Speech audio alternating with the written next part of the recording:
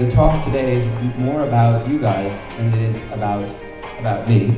And I think the most important thing I want to share with you is that while there are amazing things going on in New York and the UK, in London, that what you guys are doing here is very important, and I think you should all really understand the context. I sit on the in the EU's Director Board on Consumer Energy, so that's the European Union's Consumer Energy Board on how markets work for energy. I sit on the UK government's Energy and Climate Change Board and help write the strategy for clean futures for renewable energy. I'm the CEO for Repowering, but I have a couple other companies with Tidal, Marine Technologies.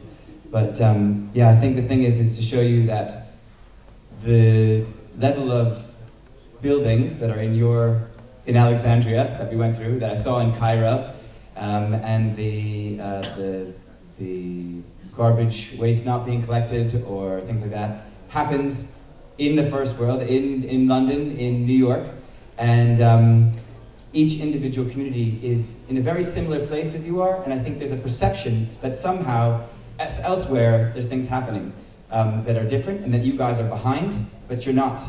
So if you show this video, I just want to show you some of the places that we're working on, and then I'll begin my talk. So I'll sit and watch it with you, and see how it goes. We've obviously measured out the dimensions ready here, so we get the updowns and we can start off the load on. It's power for people and by the people. The youngsters installing solar panels on the roof of a tower block in South London are residents of the estate. Everyone here gets the benefit, but more so when the sun really shines. It's a great summer to install solar panels. It's an excellent summer to install renewable energy cooperative. On a day like today, the full sun will be generating more energy than all these buildings need. These sizzling temperatures, panels installed on other rooftops here already generate profits. That's achieved by selling the electricity back to the grid. Larger subsidies and bigger grants are also helping, but the real benefits go to the people and their buildings on the estate below. Indeed, these communal areas are now powered entirely by the cooperative's homemade solar energy. That means the cost of running things like this photocopier is thousands of pounds lower than it used to be. And some of those savings are actually getting passed on to residents, some of whom are already experiencing smaller bills.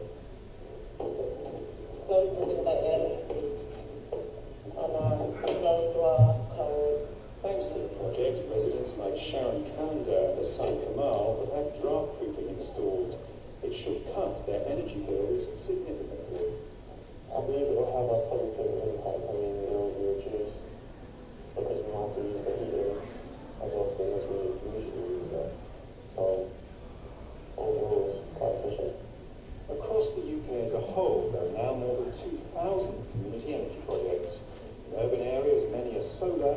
Elsewhere, there's wind and water generation too. We are seeing these sorts of schemes popping up on schools, on churches, on sports clubs, and elsewhere. And those types of buildings have been right to put these sorts of renewable energy generation schemes. The government is now offering grants to get such projects started in the hopes they will not only power communities, but empower them too. Ryan Williams, BBC News, South London. Okay, so that's not really that technical, right?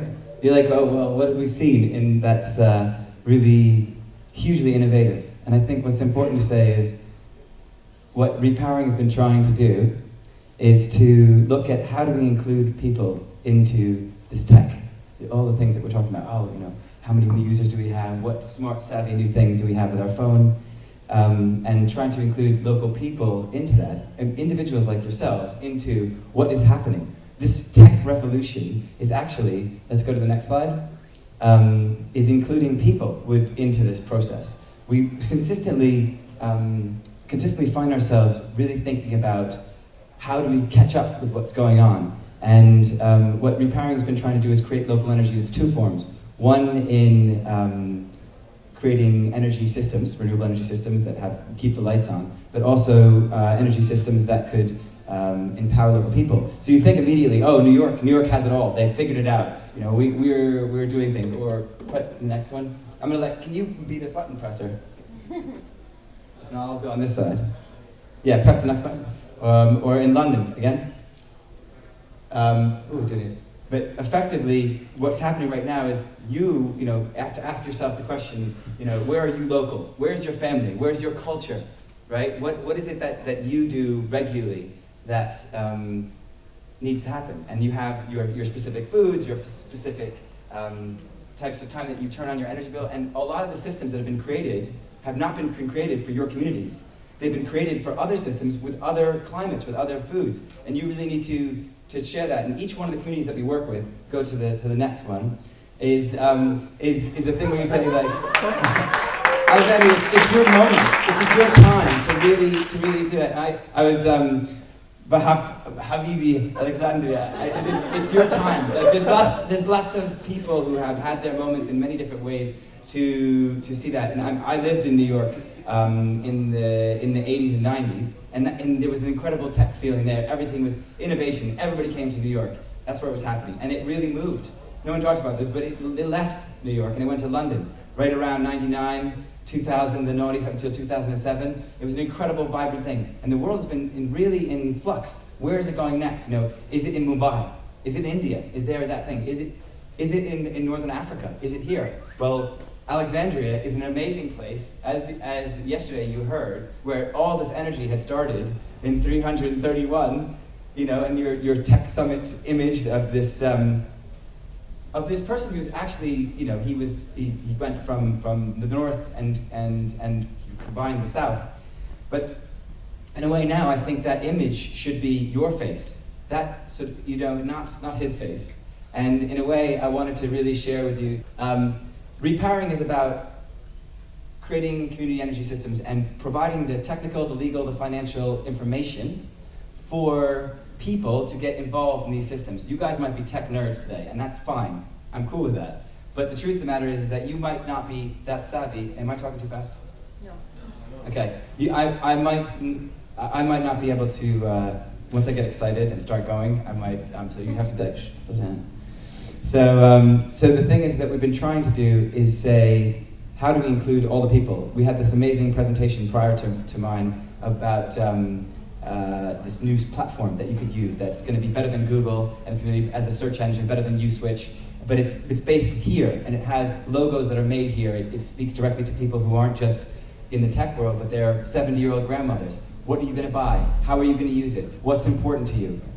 And impregnating that into your cultural values, the technology. Because right now the technology is built for someone else in some other place for things that you don't necessarily need.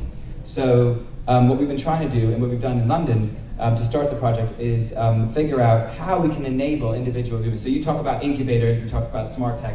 What we're talking about is how do you have an incubator on every social housing estate?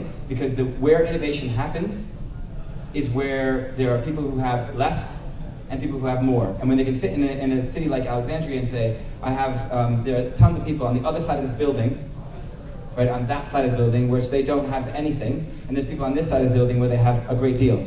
And it seems somehow we don't talk about those issues, but actually, it's that simple. That image you saw was just like London. Everywhere in the world has incredible poverty and incredible intelligence, but where they meet, it's like, that's where you have innovation.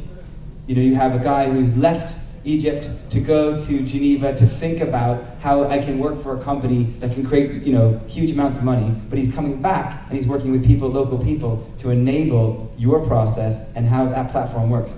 What we've been trying to do in London is do the same thing, but on individual housing estates. So you're talking about, go to the next one,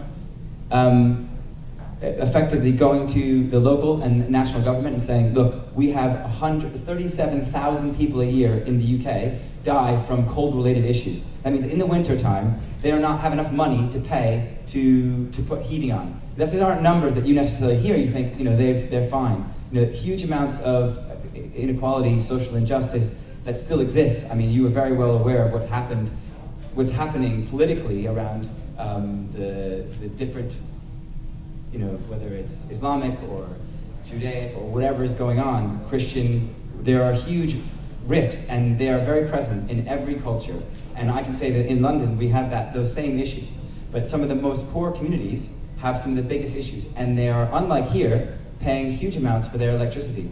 So in the UK, for instance, the people who are the poorest, London has, the average income in London is £42,000 a year.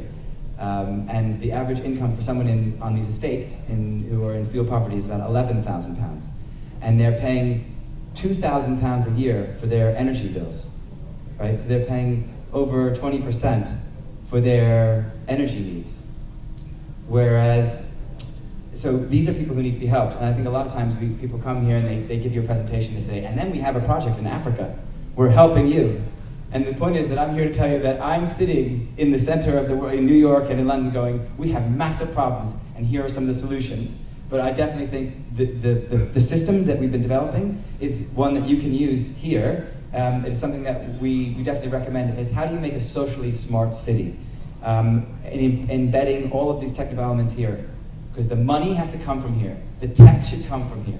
So effectively, we work with national government and the local government and say, look, you're not providing enough jobs. These are huge amounts of the community that are unaware of the opportunities that are out there. They're not innovating at the rate they could be. How can we enable them? You have huge amounts of poor, you have huge amounts of waste, you have energy infrastructure problems, you have infrastructure problems around when it rains, whether or not things can be functional or not. How do we invest in these things, and how do we make this change? We work with the national government, so in the UK, we look at strategic content, resource planning, governance, and say, look, we're going to take over this whole region, and we're going to redevelop the infrastructure, the energy infrastructure, the water infrastructure, the waste infrastructure, and then engage the local people in it. So that's providing jobs for them and saying, I know that you don't think that you can be anything but a tech person, but you might be into finance. You don't know that, but you won't know it until you try. And so we work with local people. If you go to the next slide. The idea is effectively you work with the landowner. So it might be the government of Alexandria. It might be, in our case, it was, there are 33 boroughs in London. There's 9 million people in London. And of those, you have about 350 to 400,000 per borough people. And each one of those is a local authority. Now, we work with the local authorities to say, this is how we're going to identify the problems. What do we want to change? Go to the next slide. And this is how we work with work with the local people. So we identify the locations, we identify what we can do, and we identify the needs. So whether or not people need education, whether they need heat, if they're in poverty. So, and then we find them and then mentor them. So we have training programs that teach individual people, whether they're 70-year-old women or 15, 16-year-old young men working for employment, or 16-year-old women wanting to get into engineering and installing solar panels, and 70-year-old men who really want to help design the systems. I see that. Thank you. Go to the next one. So what we do when we talk about money, we always talk about, oh, well, we should have you gone to the big investors and angel investors? What is a European investor investing in you? Well, actually, all the money for all our systems have come from local areas, and you have more money right here than I think a lot of times you're letting on to. So we have taken these areas, which were in high deprivation areas, super poor in the UK, people, and we raised all the money from local people saying, you can invest from £50 up to £1 million. And so many people did. We raised all the money always for all the projects on these estates. What we're effectively talking about is taking this section of Alexandria and doing the energy systems and a cooperative where all the money is raised from this piece of Alexandria. And we have smartphones, which basically when you apply for a share, the closer you live, the lower the threshold is. If you live on the other side of Alexandria, or if you live in Cairo, your threshold for investment is 10 times as much. You have to invest 1,000 to be able to invest. So it really tries to push people using the tech to invest in their local area. And what happens is every time, no matter what, we raise the money in 8 weeks. You just give them a deadline, and it always comes in the 7th week. Go to the next one. It's effectively, the idea is about well-being. Carry on, press again. 37,000 people in the UK are dying every year from cold-related issues. And in a way, we're dying mentally all the time because people aren't actually thinking the money we need, the impetus, the innovation, and the ability is right here. Yeah. So the goals were not about solar panels or not about generating investment. The things were, what is really important to you? So my mom says, I want my children to get employment. I don't care where they do. And some things I care, but I want them to be employed. I want my auntie to be warm, right? I want to invest my money in something. I have to save it for something if something goes wrong. Do you want to invest it in a bank that you don't know where it was going to go, or the government, or do you want to invest it in your own infrastructure? And people said that's what they wanted. They wanted to, and it's no different here in Alexandria than it is in London or in New York. And the only difference is that forever, and you're not behind, this has been on the cusp. It's very difficult for the UK and the European Union to sort of come around this idea, was we don't need to get all the investment from third parties. We can raise it ourselves for our projects. The reason how you guys develop your companies better and faster is by investing in your friends who are investing and doing well. Because if you keep going elsewhere for the capital, then when one of you is successful, the money doesn't stay here, it goes somewhere else. So if you press the next button. So what we did was we were asking local people. This woman was born in this building on this social housing estate. And we said, what do you need? She got engaged in doing it. She studied engineers and is now one of our engineers. Carry on. That's Habiba Hajo. We have a 14 to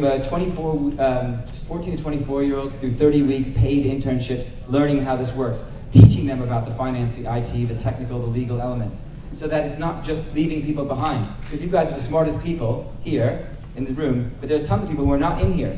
The street has tons of people who could be very active in your companies. And that's exactly what we're doing, is we're letting them in to the process and the projects. Bringing in skilled construction engineering people is always important. But how do you allow people into the smart tech revolution? Is by making it socially smart. Simple things like this, people not using rooms in the house, it gets very cold, but including them into these pieces where you're just putting in, this is not very smart tech. This is when people say, oh, it's low fruit hanging. We got to pick the low fruit. This is fruit rotting on the floor. This is things that you can get up to 40% savings. So people who are spending 20% of their annual income on energy and then getting 40% savings, right? They're going to be spending 10% of their annual income on energy. And it brings them into a whole other case. So go forward. Just simple. These are people just like you doing things but getting engaged. And all of a sudden they're going on to study finance, technology, other things, because they didn't seem to have a way into the societal value of that. If you go to the next one. And then you have people who worked on the project for 8 months. Now the local authority or the national government might be working on the project for a year or 2 years in infrastructure development. We don't go to local communities. If you walked out here and said, look, there's a great conference going on and we've got these great ideas, here you go, to the other side of the street, they would say, what are you on about? There wouldn't be a real dialogue. But if you said, over the next year, we're going to be working on the infrastructure of this district of Alexandria, and you can have a part in it, you can own it. You can run it. Now, I know in this country, in the 50s, the word cooperative is a bad word. You had all these farming cooperatives, and you had these cronies taking over it, and it became a bad word. But you effectively, what we have in the rest of the world is faulty capitalism, where you have big cronies taking over whole markets that you have no access into. So what we can do is say the actual legislative framework that is needed is a system where we trust each other. And where is trust built? It's in that first question, in your culture, where you are. So when we're working in London, go to the next one. We're working in these places where there's complete, this is the beating heart. That's a train station, right? Go to the next one. And we're saying, we've put solar panels on the roofs, we've planted gardens, we've made it a way in which people think about food, planting their own food, and technology. What? Productive ones. So this is a project called Energy Garden, and you have solar on the roof, which generates all the energy not all the energy, but all of the energy is sold to the trains, and the food growth is made. You can make food. So go to the next one. That's the overground in London, and go to the next one. So those turnips are massive big gardens with 15 to 20,000 pounds of development into each one to have a smart station where you can think about food, growing your food, and the energy generation. Go to the next one. The bees are another 50 stations which are interactive technological hubs where you can think about how planting things and talking about the basic fundamentals of food and energy. Go to the next one. So each station has a hub like this where you can charge your phone, communicate what's happening with your Twitter on the top there, or whatever your platform is, what the history of the station is, and all the other groups that are in your area growing different things. And then you can come and you charge. So you're sitting waiting for the platform, but you're being engaged with your city. You're being engaged with your culture. You're not talking about hot dogs and offering people pizzas. You're talking about my friends they offered falafel, but actually you should try the fish in Alexandria. It's the most amazing thing ever. Or our shisha is better than their shisha. And having that there, we grow our own tobacco on this platform. And it gets people engaged. It gets them thinking about the cultural values that you own, that you have here. Go to the next one. So effectively the vision, go to the next one, is to take cities like this, next. This is take simple roofs like this, next, to put roofs on like that. You have in the UK, 7 trillion pounds. Can I have 2 more minutes? Because I can't have 2 minutes. Can I have 2 more minutes? Yes? Okay, stop standing up. You're killing me. All right, so effectively, these are buildings just like you have in Alexandria. And so effectively what you can do is you can cover them. All these are generating enough in London for their energy needs on a sunny day, right? In London. So can you imagine in Alexandria? So go to the next one. There's in London there's a huge potential. So how much is there in Egypt? We could be, and you don't have to do a big infrastructure project 20 miles away or 1,500 miles away. Do it right here in the city. 43% if 43% of the world's population lived in cities, we should take it seriously. But now 54%, more than half the world lives in cities. And right now, you're waiting for your energy to be generated elsewhere. Do it right here and own it yourselves. Go to the next one. We did things, now this was not like some big thing we did, and I'm not here to tell you we're doing it better than you. I have gotten legal injunctions put on me by the government saying you can't go on the roofs, you can't do this. By empowering local people to get out and do things, they start voting. They start getting engaged. They start thinking about their food. They start thinking about their energy. And we've had huge changes. You talk about, you had your uprisings and this and that. We're having riots because people are feeling that they are empowered to own their own energy infrastructure. Right now, we are made to rent our energy. We're made to rent our food. No children have any access in cities to growing their own food, to generating their own energy, and to owning their own infrastructure. So this is allowing them into that, and I really believe that you guys have way more ability to do that than we do, because we have huge infrastructure that's already been developed, which has big interests to protect it.